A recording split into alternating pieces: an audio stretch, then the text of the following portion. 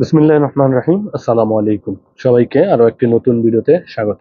বরাবর মতো আপনাদের সাথে আছি আমি আলী, আর আপনারা দেখছেন আলী অফিসিয়াল বিডি। আজকে আলোচনা করব অনেক ইউটিউবার ভিডিও করে যে আপনারা যারা কাজ জানেন না, সৌদি আরবে আসলে এই কাজগুলো করলে ভালো একটা ইনকাম করতে পারবেন।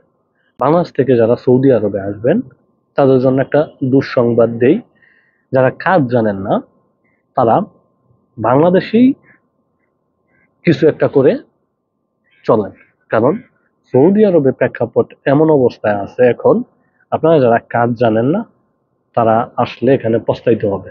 কারণ ম্যাক্সিমাম কাজ জানার লোকই এখন বসার মধ্যে রয়েছে। তা আমরা বাংলাদেশের সবচাইতে বড় ভুল করে থাকি, বড় ভুল বললে হবে না, কারণ আমরা একটা ভালো ইনকাম সোর্সের আশায় আসি এখানে, যে আমরা ফ্রি ভিসা। সৌদি আরবে ফ্রি ভিসা বলতে তো আমরা জানি যে কোনো ভিসাই নাই।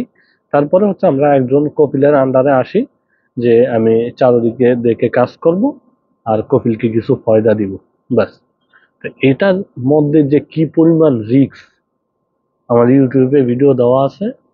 আপনারা যারা কপিলের মাধ্যমে এসে কাজ করতে চান, এই রিস্ক গুলো জেনে তারপরে এই বিষয়গুলোতে আসবেন। যারা এভাবে আসবেন কোনো কাজ না জানা লোক, অনেকে বলে ভাই আপনারা কাজ না জানলে এই কাজ করেন, দেখেন আপনাকে বলবে আপনি ক্লিনিং পর্যায়ে ঢুকেন। সৌদি আরবে যারা ক্লিনিং এর কাজ করে তাদের বেসিক বেতন হচ্ছে 800 থেকে 1000 রিয়ালের মধ্যে। এখন আপনি 800 থেকে 1000 রিয়াল বাংলাদেশ থেকে দেখলেন, এখানে আসার পর আপনি 1000 রিয়াল বেতন পাইলেন, আপনার কোম্পানি রুম দিল, খানার টাকা হচ্ছে আপনার এখান থেকে মনে করেন 200 রিয়াল, 250 রিয়াল চলে গেল, নেট বিল নিয়ে 300 রিয়াল, তো 1000 রিয়াল পাইলে আপনি 700 রিয়াল, তো 20,000 25,000 টাকা। আপনি যদি 20-25 হাজার টাকা সৌদি আরবে আইসা ইনকাম করেন, আপনি দেশেই ভালোভাবে এই পরিশ্রমটা করেন, দেশেই দেখবেন যে আপনি 15 থেকে 20 হাজার টাকা ইনকাম করতে পারতেছেন। তো এতে ক্লিনিং এর ক্ষেত্রে, আর ক্লিনিং এর ক্ষেত্রে আপনাকে মনে করেন যে সপ্তাহে 6 দিন কাজ করতে হয়। কোনো কোনো জায়গায় যদি আপনি সাপ্লাইয়ে পড়েন তাহলে আপনাকে 10 ঘন্টার মতো ডিউটি করতে হবে। আর অনেকে বলে যে আপনার রেস্টুরেন্টে কাজ করবেন বা হোটেলে কাজ করবেন, তো যারা কাজ জানে না তারা এই কাজগুলো নিয়ে থাকেন। দেখেন, আপনি যদি সৌদি আরবে রেস্টুরেন্ট বা হোটেলে কাজ করেন, এখানে সবচাইতে লং টাইম ডিউটি, আপনার 12 থেকে 14 ঘন্টা ডিউটি করতে হয়, আপনার কোনো বন্ধ নাই। আর এখানের বেতনটাও হচ্ছে আপনার 1200 থেকে 1400 রিয়ালের মতো। তো আপনার কোনো বন্ধ নাই, তারপরে হচ্ছে আলাতুল এখানে কাজ করতে হবে, ডিউটিও লং টাইম। তো আপনারা যারা বাংলাদেশে থেকে কাজ না জানা লোকেরা আসেন, তারা ম্যাক্সিমাম ক্ষেত্রেই হচ্ছে মনে করেন যে অতটা পরিশ্রমিক না, কিন্তু এখানে আইসা দেখা যায় যে 1 সপ্তাহ কাজ করার পর হচ্ছে ভালো লাগে না, এটা দিলে ভালো লাগে না, ওইটা দিলে ভালো লাগে না। তো এই জন্য বললাম যে যদি প্রবাসে আসতে হয় তাহলে প্রথমে পরিশ্রমিক হন, তারপরে প্রবাসে আসেন, তাহলে বেটার কিছু করতে পারবেন। কারণ আপনি যদি এখানে আসেন, যদি আপনি ভালো একটা ইনকাম সোর্সের চিন্তা করেন, তাহলে আপনাকে কনস্ট্রাকশনে কোনো একটা কাজ শিখতে হবে। দেন হচ্ছে অফিসিয়াল ভাবে আপনি যদি ভালো একটা কাজ করতে চান, যেমন দালালরা বলে আর কি, যে আপনাকে অফিসের কোন একটা ভালো কাজে দিবে। বর্তমানে সৌদি আরবে সৌদিকরণের ফলে ভালো ভালো যে সাইট গুলো আছে এগুলাতে সব সৌদিরা এই কাজ করতেছে।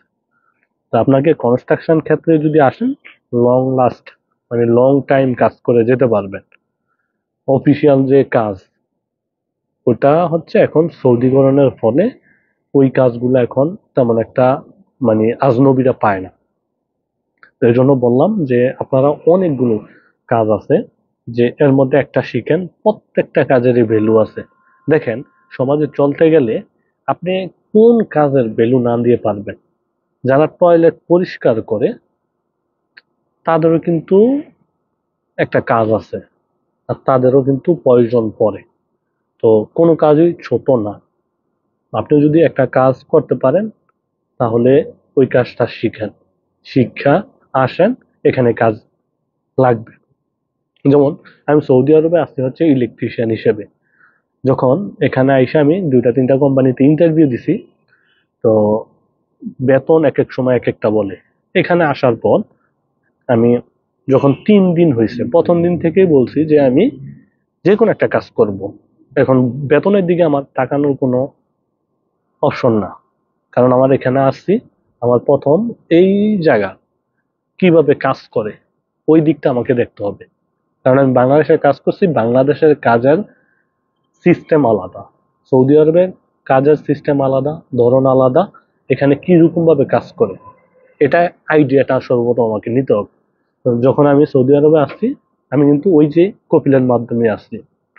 আসার পরে 3 দিনের মাথায় আমি একটা পেট্রোল পাম্প কোম্পানিতে যাই ইলেকট্রিশিয়ান হিসেবে। তো ওইখানে আমার বেতন ছিল 1700 রিয়াল। তো সর্বপ্রথম আর কি। তো আমি বেতনের দিকে তাকাই নাই। অনেকে সৌদি আরবে আসলে আপনারা বেতনের দিকে তাকান, ডিউটির দিকে তাকান, তারপর হচ্ছে গরমের সময় গরমের দিকে তাকান, বা এত কিছু চিন্তা করলে আপনি ভালো ইনকাম করতে পারবেন না। যাই হোক, আমি প্রথমে গেছি, কিন্তু কোম্পানির যে মুদির ছিল মাসরি, তো তার সাথে আমার কথা হয়েছে যে তিনি আমাকে 1 মাস কাজ দেখবেন, দেখার পর আমার যে স্যালারি সেটা সিলেক্ট করবেন। তো আমি 1 মাস কাজ করলাম, আমার স্যালারি যেটা আছে এটা দিল, কিন্তু কাজে তারা সন্তুষ্ট হয়েছে, পরে বলছে যে স্যালারি বাড়াবে। কিন্তু কোম্পানির সমস্যাটা হচ্ছিল ওখানে প্রায় 15 থেকে 20 জন লোক কাজ করতো, তাদের 6 মাস, 8 মাস, 15 মাসও হয়ে গেছে, কারো কারো 4 বছরও হয়ে গেছে, কোম্পানি রিলিজ করে লোক নিতেছে না। তা আমি যখন কথা বললাম, বলছে যে না, তোমার নেওয়া হইব, সমস্যা নাই। তা আমি বললাম যে 1 মাস কাজ দেখছেন, আমার স্যালারিটা কি? তো বলতেছে আচ্ছা সমস্যা নাই, ধৈর্য ধরো। ওই সেই যখন 15 দিন হয়েছে, তখন হচ্ছে আমি জানাই দিছি যে আমার যদি স্যালারি আপ করেন তাহলে করেন, আজ থেকে আমার কাজের স্টপ। পরে ওখান থেকে চলে আসলাম আমার বড় ভাইয়ের কাছে। ওইখান থেকে বিভিন্ন জায়গায় ইন্টারভিউর মাধ্যমে এখানে আসছি। এখানে কিন্তু আমার ইলেকট্রিশিয়ানের ক্ষেত্রে কোনো ধরনের কাজ নাই। তা আমি ওই সময় যখন আসছি, আমি ভালোভাবে আরবিও জানতাম না, হিন্দিও জানতাম না। তো পরে ওইখানে আমাকে ইন্টারভিউ দিয়ে নেওয়া হয়েছে যে ভালো একটা আরামকোর সাইডের কোম্পানি। তো ওইখানে আমাকে বলছে যে 45 দিনের একটা ট্রেনিং, তারা কাজ দেখবে, ওইখানেও হচ্ছে আমাকে পার্মানেন্ট করবে। তো প্রথমে আমার সমস্যা হচ্ছে, কারণ আমি ওই সাইডটাতে একেবারে নতুন। যারা সামানের কথা বলতো আর কি, যে এটা নিয়ে আস ওইটা নিয়ে আস, হেল্পার তো বুঝেনি। তো উল্টা এটা বললো ওইটা নিয়ে আসতাম, ওইটা বললে এটা নিয়ে আসতাম, অনেকের অনেক কথা শুনতে হয়েছে। তো পর্যায়ক্রমে কাজ দেখে দেখে ইনশাল্লাহ আজকে এই অবস্থায় খুব ভালো আছি। তো এই জন্য বললাম যে যারা আসবেন, সর্বপ্রথমই আপনি যদি একটা কোম্পানিতে ঢুকেন, আপনি কপিলের মাধ্যমে আসেন, যে কোনো কোম্পানিতে কাজ পাইলে প্রথমে ঢুকেন, 1 মাস কাজ করেন, যদি ভালো লাগে তাহলে ওইখানে ট্রান্সফার হয়ে যান, যদি ভালো না লাগে অন্যান্য সাইডে আস্তে ধীরে দেখেন। এখানে পরিবেশের সাথে আপনি আপনাকে খাপ খাইয়ে নেন আস্তে ধীরে, এখানে ভাষাও বুঝতে পারবেন, কাজের ধরনও বুঝতে পারবেন। তো সর্বোপরি আমি একটা কথা বলি, এখন সৌদিয়ান যারা আমাকে কোনো কাজের কথা বলে, ইনশাল্লাহ কোনো কাজে না নাই। কারণ আপনাকে একটা কাজে নিবে, এখন আপনি সাধারণ যে একটা আইডিয়া বা সাধারণ একটা জ্ঞান যদি থাকে, আপনি তার সাথে গেলে ওই লোকটাই আপনাকে পুরো কাজটা বুঝিয়ে দিবে। আপনি মানে তার নিয়ম অনুযায়ী কেন কাজটা করে দিয়ে আসবেন, এই হচ্ছে কাজ। কারণ আমি যখন আসছি এমনও এমনও কাজ পাইছি প্রথমে না করতাম। তো আমাকে একজন ইন্ডিয়ান বলছিল যে কোনো কাজ কখনো নিষেধ করবি না। যেমন আমি একটা কাজ পারতাম না, তো বলছে আয় সমস্যা নাই। তো বলছে যে যখন প্রোডাক্টটা নিছে, বলছে যে কিভাবে এটা ইনস্ট্রুমেন্ট করবে। তো দোকানদার আমাকে দেখা দিছে এভাবে এভাবে বাস। তো আপনি জাস্ট একটা আইডিয়া বা থাকলে এই কাজটা এভাবে এভাবে হয়, দেখবেন যে গেলে আস্তে ধীরে হয়ে যাবে। তো যারা প্রথমে আসেন তারা এই আস্তে ধীরে এই পরিবেশটার সাথে কাল খাপ খাওয়াইবেন। আর একটা কথা বলি, ইনকাম কখনো মানে লেভেল থাকে না, এটা আপনার কাজের উপর ডিপেন্ড করে। আপনি কোম্পানিকে 10% দিবেন, কোম্পানি আপনাকে 5% দিবে। আপনি কোম্পানিকে 15% দিবেন, কোম্পানি আপনাকেও একটু বাড়ায় দিবে। তো আপনার উপর ডিপেন্ড করে হচ্ছে আপনার স্যালারিটা। আপনারা যারা ওই চিন্তা করেন আর কি, আইসা লাখ লাখ টাকা কামাইবেন, পরিশ্রম করতে পারবেন না, রোমে আইসা ঘুমায় ঘুমায় টাকা কামাইবেন, ওই চিন্তা করলে সৌদি আরবে আসার দরকার নেই। এবং কি, বাংলাদেশ থাকেন, বাপের হোটেলে খান, ওইটাই ভালো সবচাইতে।